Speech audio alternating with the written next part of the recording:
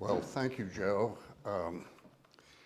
As Joe mentioned, I'm the editor of a scholarly journal, which reminds me of T.S. Eliot's line when he was asked whether all editors are failed writers.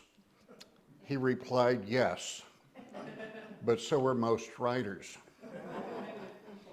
And I am afraid I'm about to prove it. Mark Twain is best known, of course, as a kind of humorist. He, even during his lifetime, was considered a court jester in cap and bells. He was rarely taken seriously. The Spokane Herald newspaper on his 70th birthday, for example, editorialized, quote, Mark Twain is, now I can't read my own writing, Mark Twain is only a humorist, a laugh maker.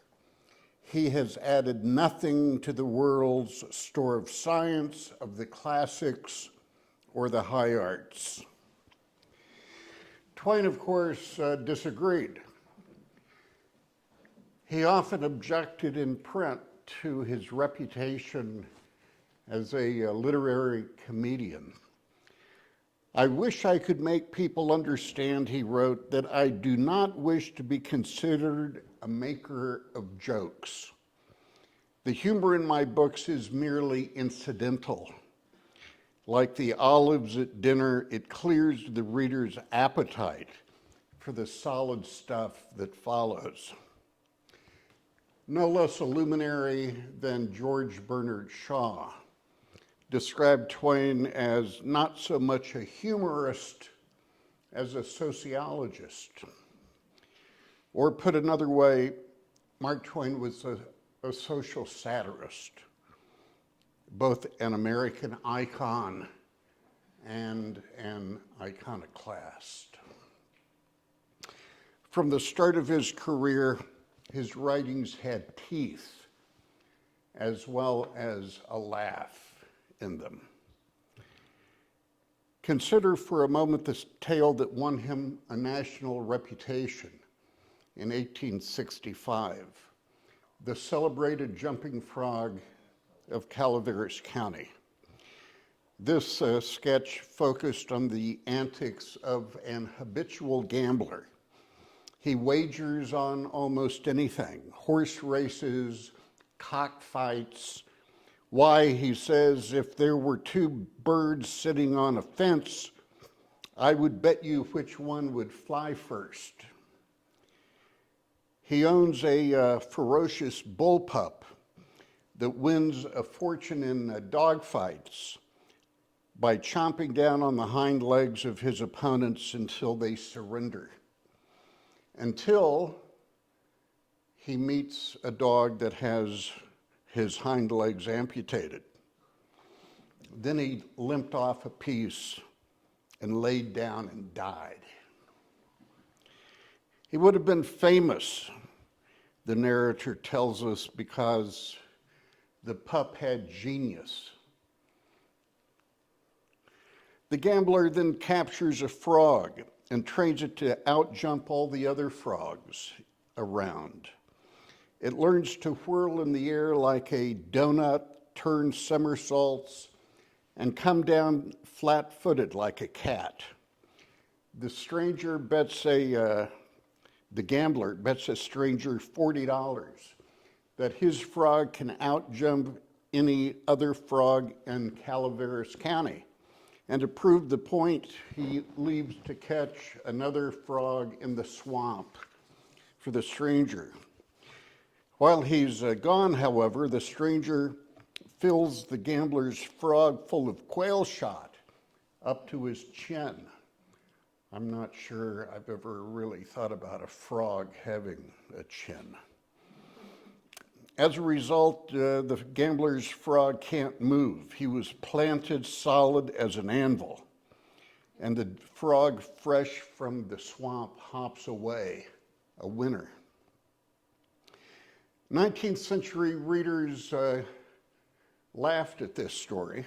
They thought it was hilarious. They celebrated Twain for the rest of his life for writing it. Two popular caricatures, both published soon after the story first appeared, depict Mark Twain astride a frog and as a frog. But of course, there's more to the story. Twain humanized the animals.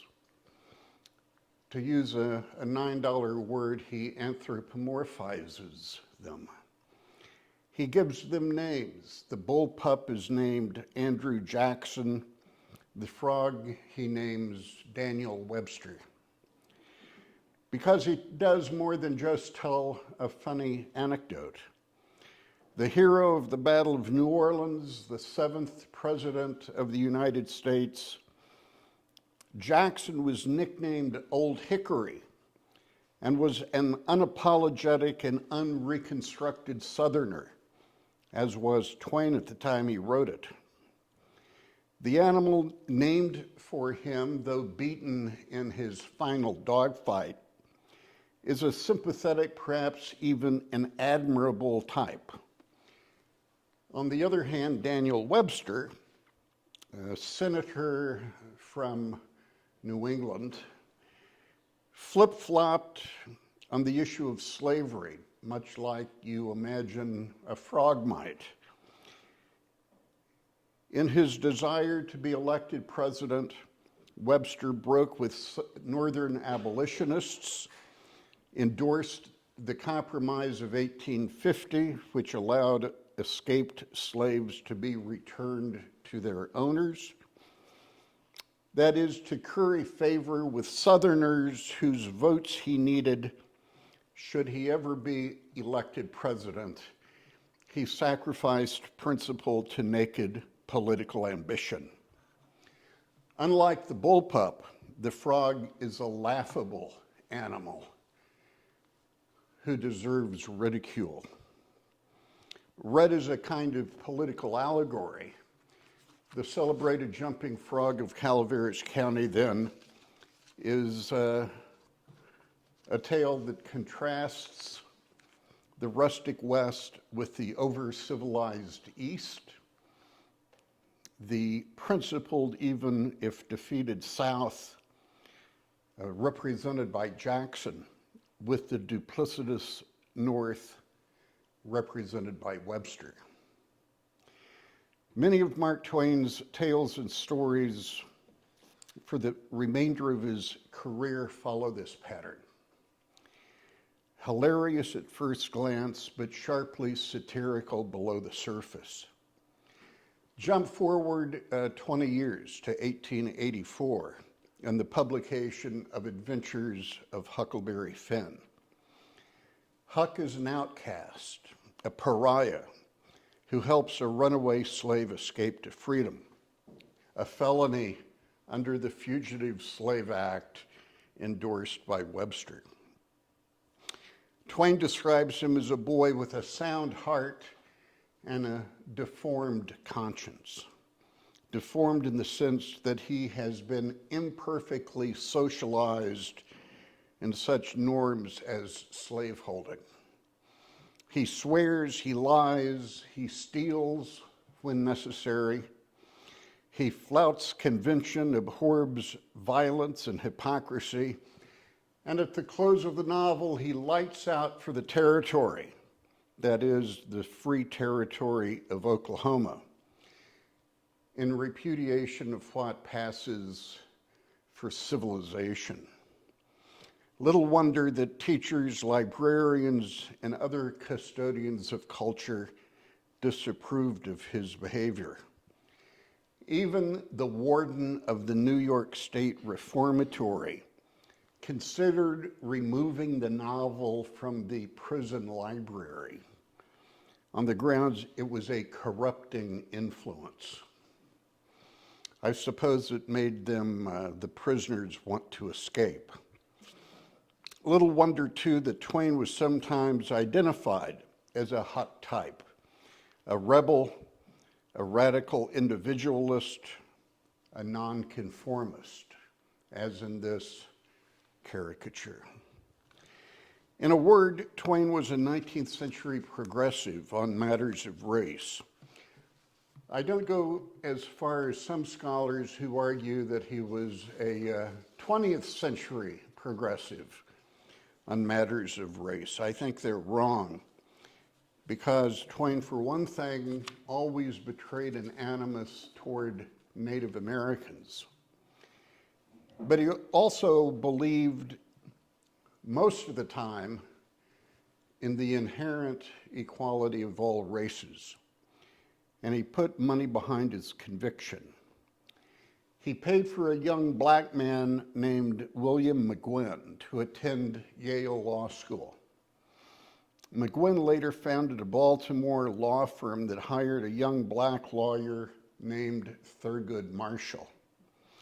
Not only did Marshall successfully argue the landmark Brown versus Board of Education before the Supreme Court that abolished the separate but equal doctrine that had sanctioned racial segregation, but he was subsequently appointed to the Supreme Court.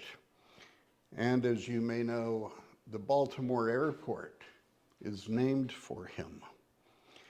That is, we can directly attribute to Mark Twain some of the influences that have shaped modern American attitudes toward race and human rights. He championed free speech. He excoriated censorship. And he was dismayed when Adventures of Huckleberry Finn came under fire from teachers and librarians. His words are a timely reminder of the threats to First Amendment freedoms now that books are again under attack. The day after his novel was banned in Concord, Massachusetts, ironically the hometown of Emerson and Thoreau,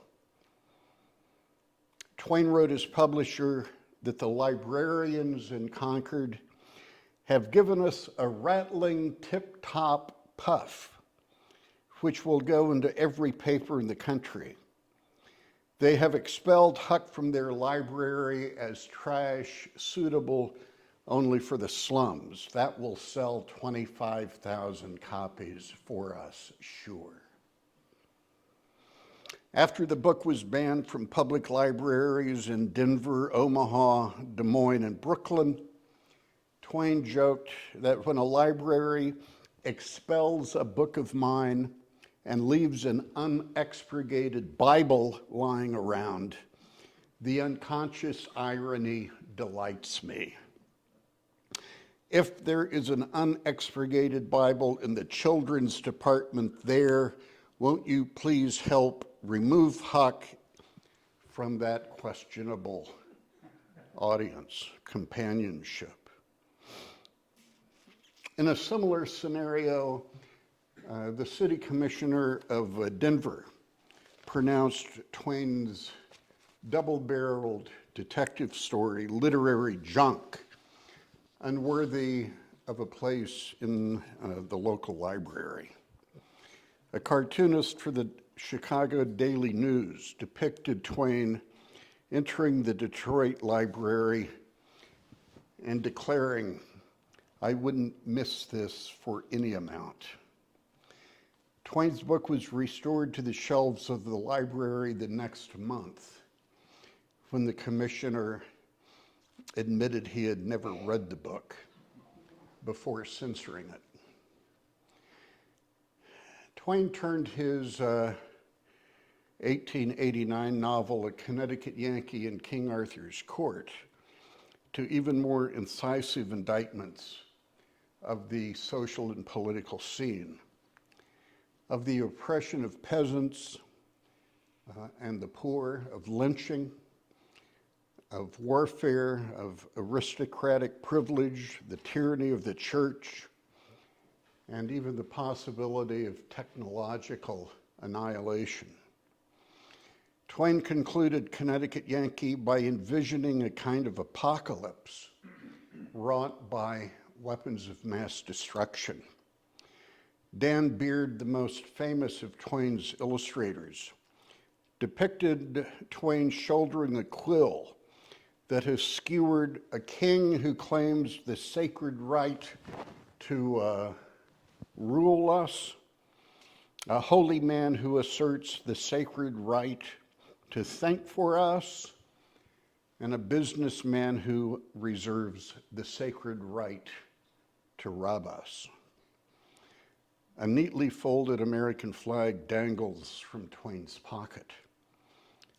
That is, the quill pen was mightier than the sword. To be sure, Mark Twain's friend W.D. Howells commended the jollity and immense humor of the Connecticut Yankee. There's a nod to Twain as literary comedian. But he remarked after he completed the novel that if he were to rewrite it, there wouldn't be so many things left out. They burn in me, Twain wrote, and they keep multiplying, and now they can't ever be said. And besides, they would require a library and a pen warmed up in hell. In a 1903 caricature, Beelzebub, accompanied by a black cat and a pair of bats, watches over the shoulder of a haunted Mark Twain as he writes at his desk. I began this paper by noting that Twain was far more than a humorist. In fact, over the final decade of his life, he was an outspoken critic of American adventurism in the Philippines, Russian colonialism in Manchuria, Christian evangelism in China, and British militarism in South Africa.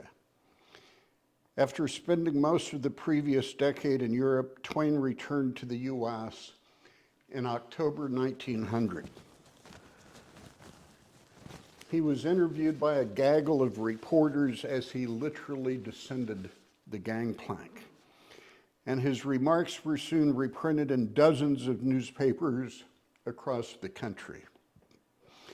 He had embarked on his round-the-world speaking tour, he said, as a red-hot imperialist, but he returned, quote, an anti-imperialist. I am opposed to having the eagle put its talons on any other land. He explicitly condemned US adventurism in the Philippines. I have tried hard, he said, yet I cannot understand for the life of me how we got into that mess. Perhaps we could not have avoided it. Perhaps it was inevitable. But I cannot understand it and have never been able to get at the bottom of it. I thought we would act as their protector in the Philippines. That would have been a worthy mission for the United States. But now we've got into a mess, a quagmire, and I wish I could see what we were getting out of it, what it means to us as a nation. When the war in the Philippines began, he had acquiesced to the stated goal of the US government to spread democracy through the region. But over the years, while living abroad and circling the globe, his views had changed dramatically. He concluded that the treaty that formally ended the Spanish-American War did nothing to limit the authority of the Spanish friars who governed the country. He realized that we, quote, do not intend to free but to subjugate the people of the Philippines. We have gone there to conquer, not to redeem. It should, it seems to me, be our pleasant duty to let them deal with their own domestic problems in their own way. After the American fleet, under the command of Admiral George Dewey, defeated the Spanish Navy at Manila Bay, Dewey should simply have sailed away, Twain thought. He should have gone about his affairs elsewhere and left the competent Filipino army to starve out the little Spanish garrison and send them home. The Filipino citizens should have been allowed to set up a government they prefer. They should have been able to deal with the friars according to Filipino ideas of fairness and justice, ideas which have long since been tested and found to be of as high an order as any that prevail in the US or Europe. That is, Twain disputed the notion that the Filipinos could not govern themselves. Given the civic corruption in New York and the lynchings in the South, religious hypocrisy on a grand scale, Twain argued that the Filipinos should have been allowed to govern themselves. They could have done so at least as well as Americans. He thought that the atrocities the US performed during the war proved the Filipinos were even more civilized than the Americans. He condemned the water torture of Filipino rebels, forcing water down their throats, what is called waterboarding today. Those who did it, he said, were Christian butchers. Twain even proposed a new flag for the Philippines. Our usual flag with the white stripes painted black and the stars replaced with a skull and crossbones. That is, he proposed the adoption of a pirate flag. He was so blunt and brutally honest that he was sometimes compared to Diogenes in search of an honest man. He also argued for a more aggressive posture in civic affairs after his return. Less than a month after he came down the gangplank in New York, his mate was overcharged by a zealous New York cab driver who demanded a fare of $7 or the equivalent in modern currency of about $130 for a ride that should have cost no more than $1. Twain paid him $1.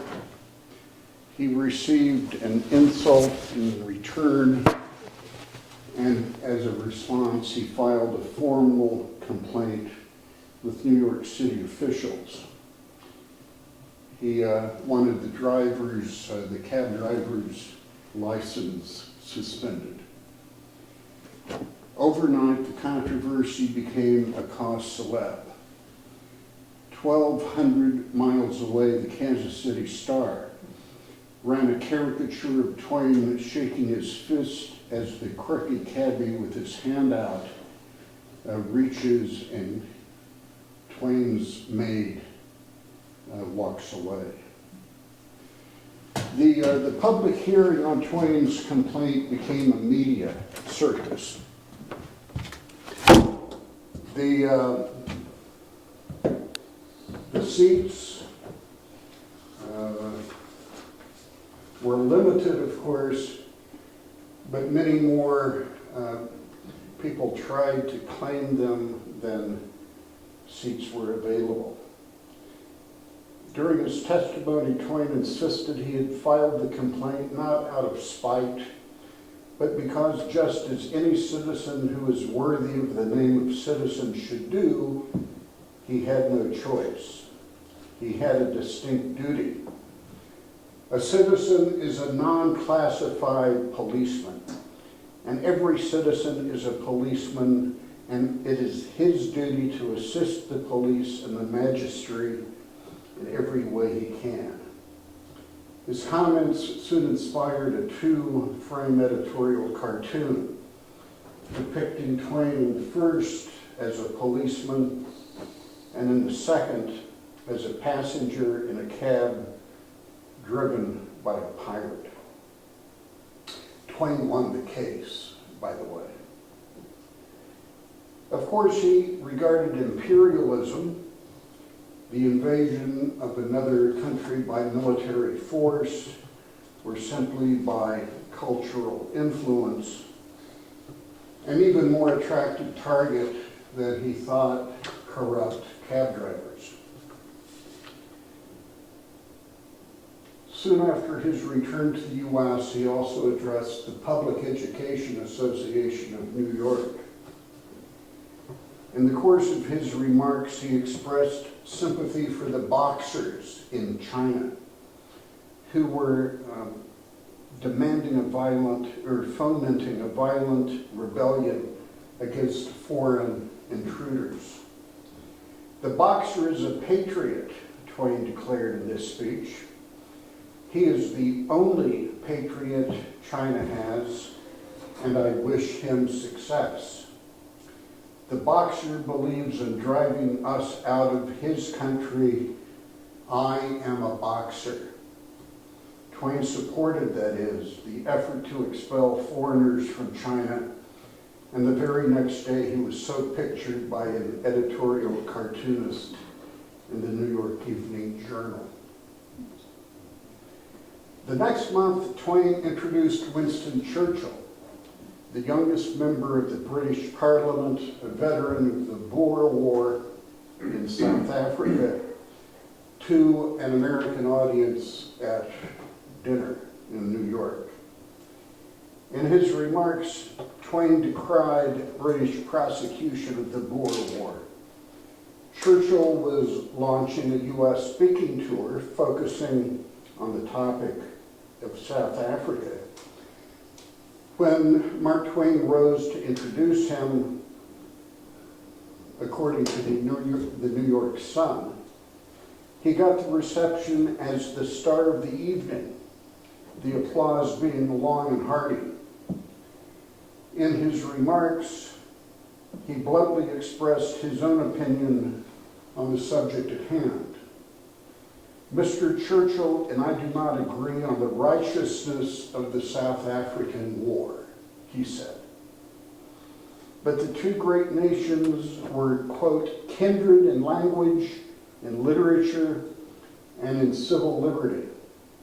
And now that we are prosecuting an unjustifiable war in the Philippines, while Great Britain is doing the same as South Africa, we are united in sin. On his part, Churchill seemed ill at ease when he rose to speak.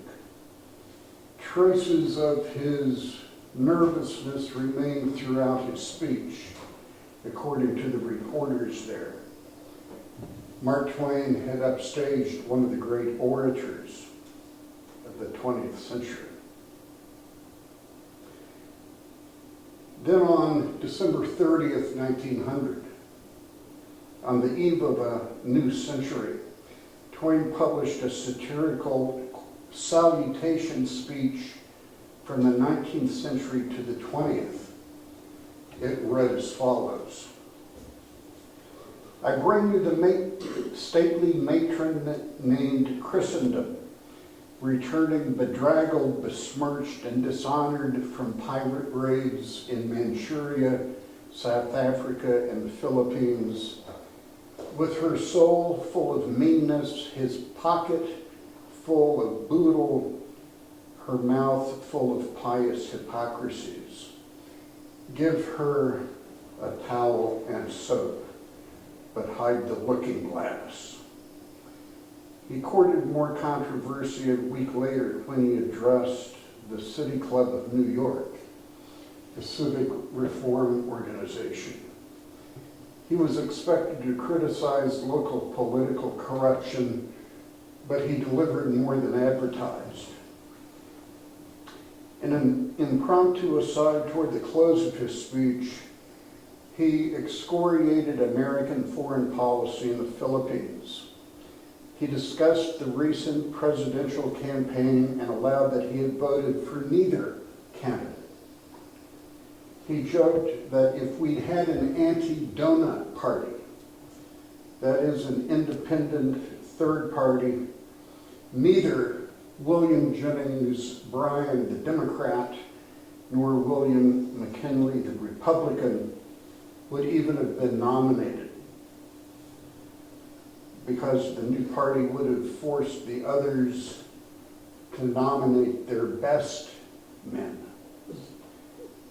He had abstained from voting because he supported neither Bryan's wildcat financial theories like free silver, nor McKinley, who had sent, quote, our bright boys as volunteers out to the Philippines to fight with a disgraced musket under a polluted flag.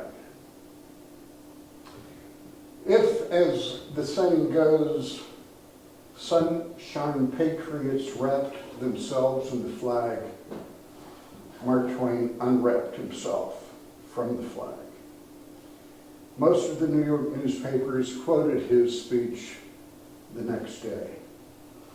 But make no mistake, many of them did so with disapproval. The speech sparked a backlash across the country. Twain had been so frank and outspoken that he offended even some of his supporters. Nevertheless, he considered the round of cursing I had got from one end of the country to the other on that speech's account a valuable compliment to me. In the wake of the controversy over the speech, he was invited, by the way, to become vice president of the Anti-Imperialist League of New York. When he addressed the City Club, he had written most of his essay to the person sitting in darkness, a bitterly ironic denunciation of Christian missionary efforts in China, the Boer War by the British, American policy in the Philippines. His title glosses on a verse in the Gospel of Matthew. The people who sat in darkness saw a great light.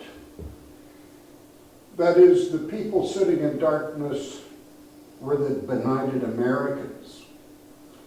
The fundamental questions he posed in this essay were, shall we go on conferring our civilization upon peoples that sit in darkness, or shall we give those poor things a rest?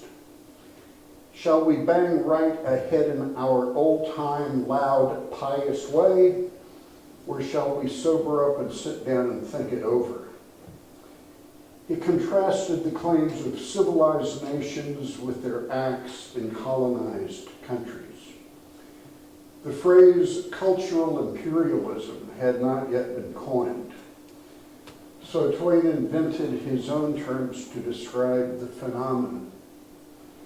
He explained how the blessings of civilization trust, as he called it, had packaged civilization for consumption abroad. The trust exhibits to the gentlemen who sit in darkness love, justice, gentleness, Christianity, protection to the weak, temperance, law and order, liberty, equality, mercy, education, and so on. But in truth, those values were in short supply.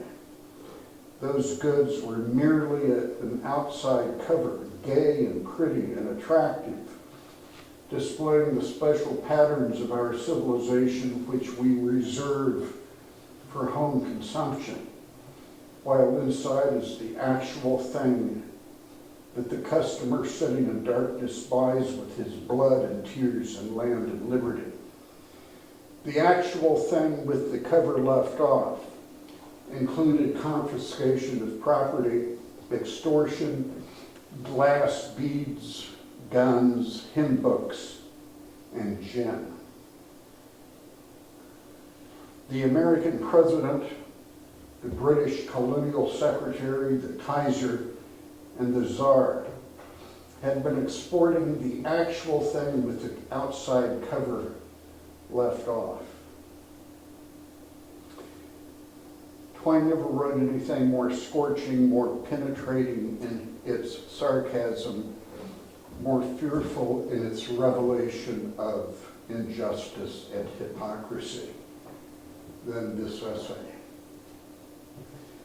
Among the targets of Twain's satire into the person sitting in darkness was U.S. military policy in the Philippines.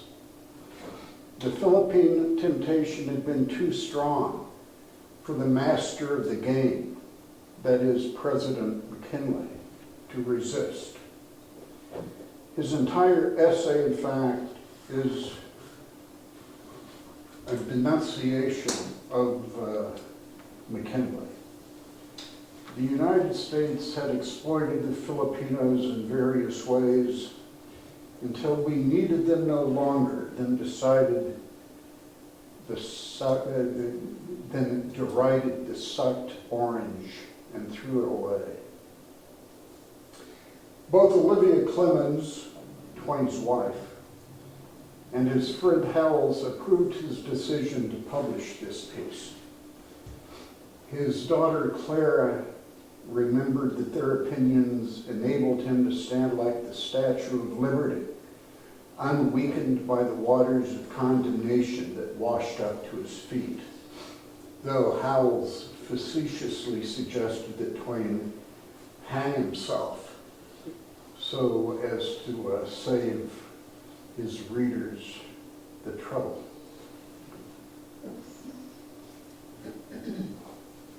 Twain fully expected the firestorm of vituperation that followed. As Howells predicted, most editorialists were drawn to the piece like sharks to chum. The Nebraska State Journal declared, for example, that there had been a screw loose somewhere in his head from the beginning, and Twain has always been on the wrong side of national questions. The pro-imperialist Minneapolis Tribune pictured Twain reading from a manuscript entitled "A Serious Essay on Anti-Expansion," while the Republican elephant laughs so hard a button pops off his vest. Others rallied to his side. The St. Paul Globe, for example, pictured a confrontation between a diminutive missionary and Mark Twain, who wields a quill pen labeled satire. Life magazine lampooned the American invasion of the islands by picturing a leonine Twain scattering Admiral George Dewey, the hero of Manila Bay, President William McKinley flanked by a silver dollar, and the Republican kingmaker Mark Hanna, his suit adorned with dollar signs. Ironically, on the strength of his military victory at Manila, Dewey was rumored to be considering a run for president in 1900. In response, much like Pat Paulson in 1968, or Stephen Colbert in 2012, Mark Twain announced his own facetious candidacy for president. That is, he threw his own hat into the presidential arena and humiliated the war hero, who was pictured by another editorial cartoonist, as he throws, as Twain throws his hat into the ring and Dewey walks away in a huff. Lest this cartoon seem to exaggerate the point, let me share a comparable modern example. In 1948, the governor of New York, Thomas Dewey, was widely expected to win the presidential election against the incumbent, Harry Truman. On election day, the Chicago Tribune famously printed an edition with the headline, Dewey defeats Truman, which of course turned out to be wrong. Despite leading in the polls, Truman, although Dewey was leading in the polls, Truman won. And he held up a copy of the newspaper with the erroneous headline.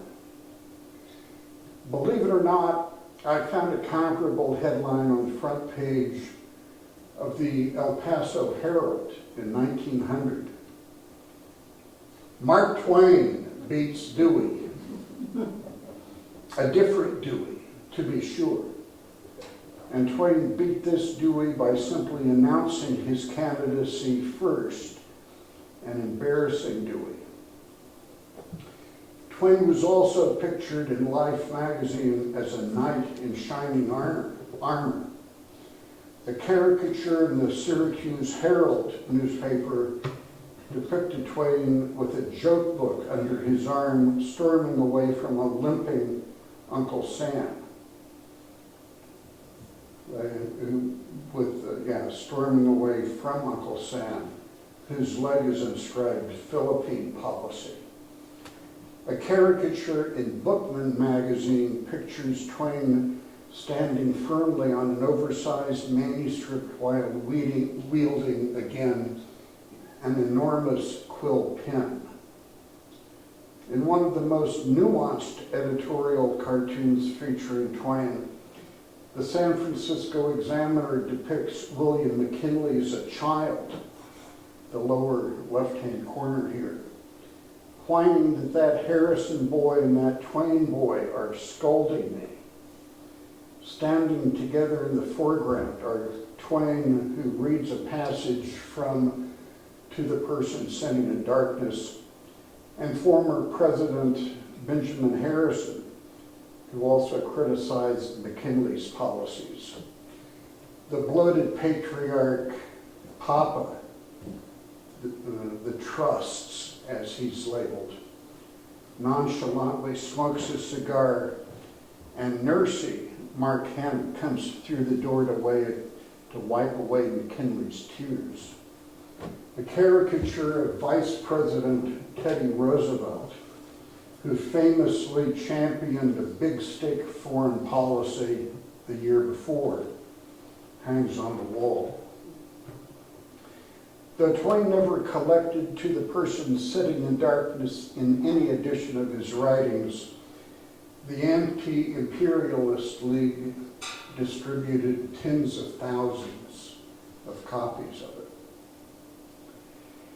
Twain also became an outspoken critic of Tammany Hall, the corrupt political machine that ran New York City for half a century.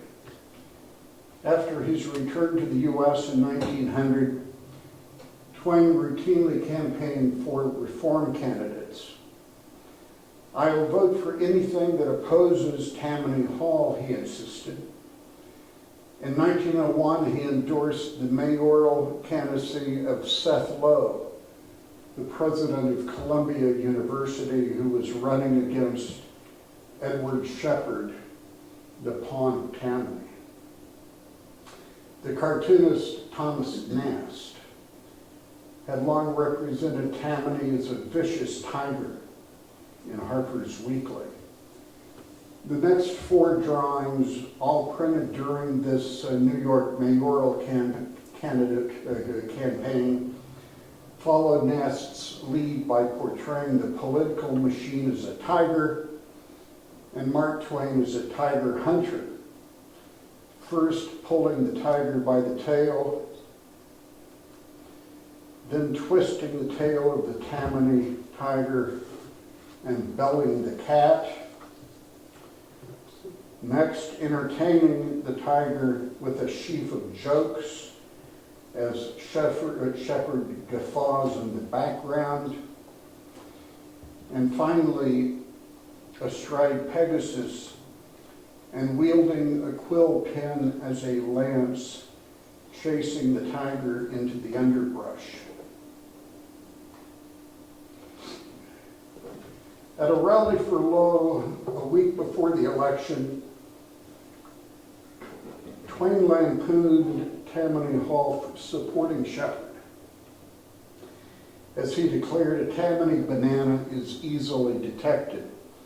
One end, the Shepherd end, is sounded wholesome, but the other 9/10 is rotten. Shepherd believes he can purify the whole banana, but he can't. The Brooklyn Eagle reprinted Twain's entire speech, and in an editorial the next day depicted Shepherd as one end of a rotten Tammany banana, bruised with police corruption, blackmail, protected vice, public plunder, rake-offs, and crime. Once again, Twain incurred criticism for this public position. The Minneapolis Tribune depicted Twain as he twists the tail of a hybrid beast labeled politics. This hybrid beast has the head of an elephant and the hind legs of a donkey. That is, it combines features of both the Democratic and the Republican parties. And Twain has apparently escaped from the joke factory in the background. In November, Lowe was elected mayor of New York with over 50% of the vote in a 5-candidate race. Twain claimed victory not only for Lowe, but gave himself at least part of the credit for Lowe's victory. Who won it, he asked. Modesty almost forbids. Unfortunately, the victory over Tammany Hall was short-lived. Seth Lowe served in office only 2 years. And now to the Tsar's soliloquy and King Leopold's soliloquy. Early in the new century, Tsar Nicholas of Russia prosecuted an imperialist war with Japan in support of his territorial ambitions in China and Korea. The Russians suffered a series of humiliating military defeats, however, which in turn sparked popular protests of the Tsar's tyranny. His guards massacred a group of unarmed protesters near the Winter Palace in St. Petersburg in 1905, and a week later, Twain finished his essay, The Tsar's Soliloquy.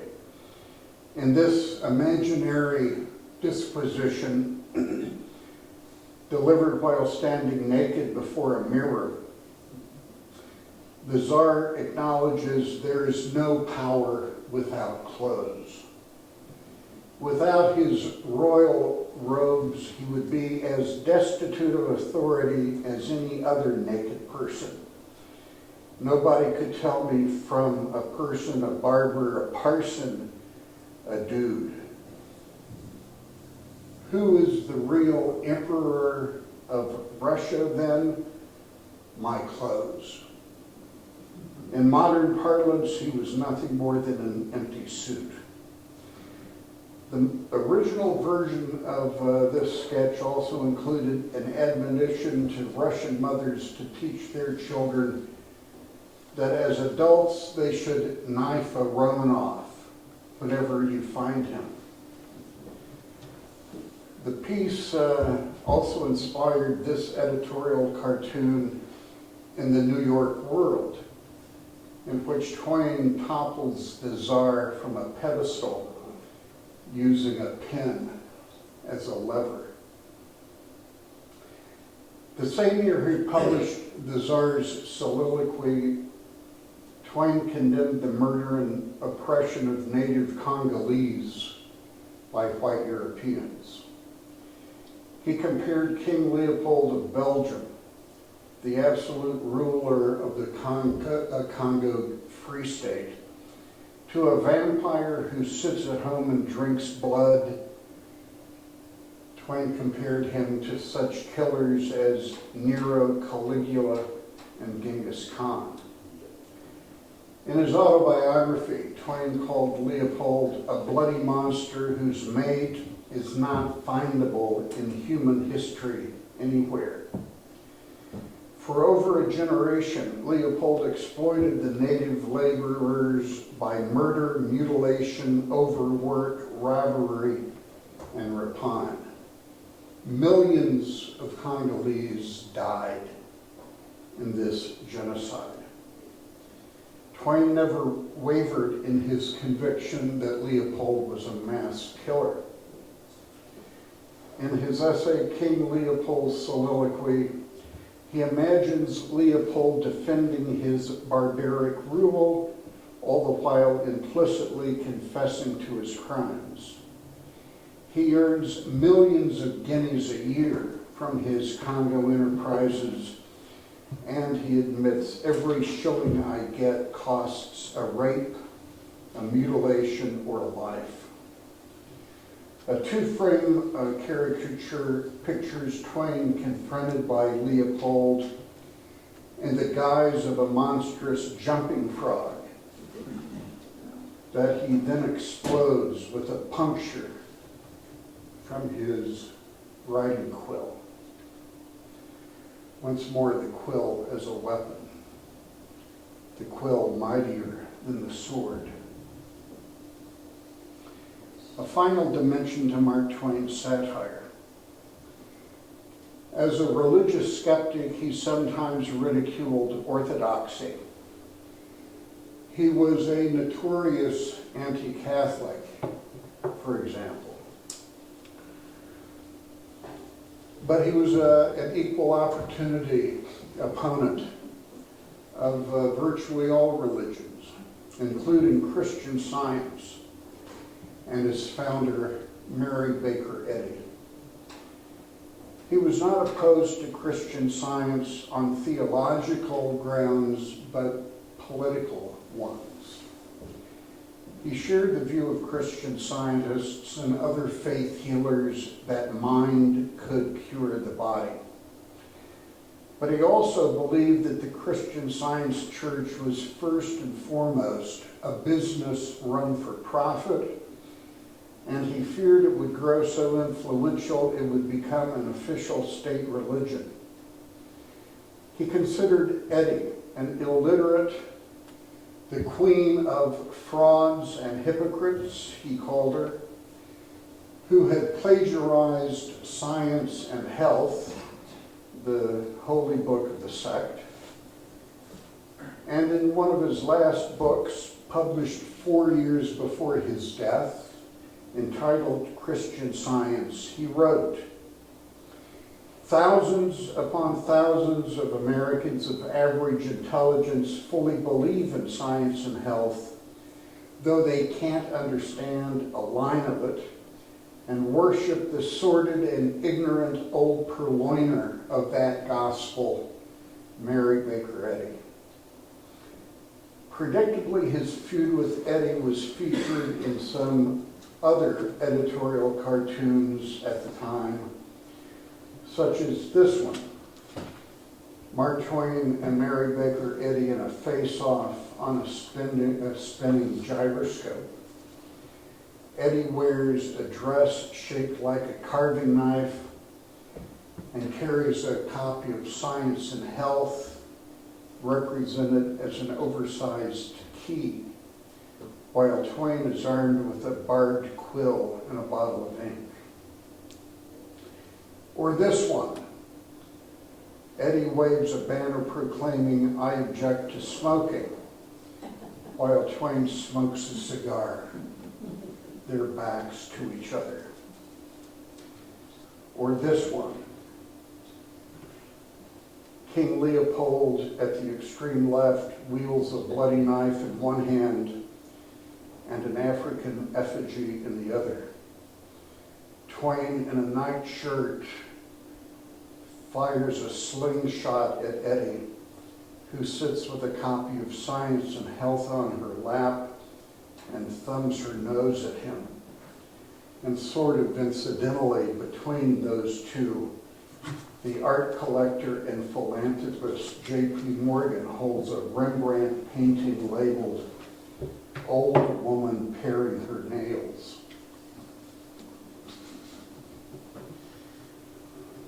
I hope the point I've been making is clear enough. Twain was much more than a comic. At his death in 1910, Twain was hailed, in fact, as a national treasure.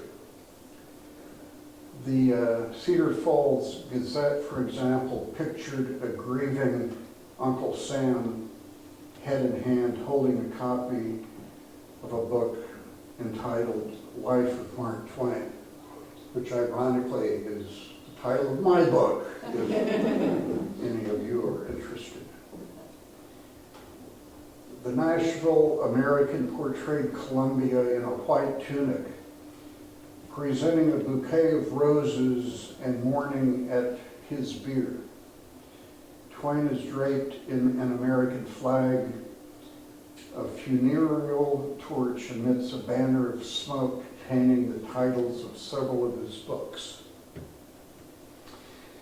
These were not the type of honors paid to a mere humorist, but tributes to an American patriot and hero.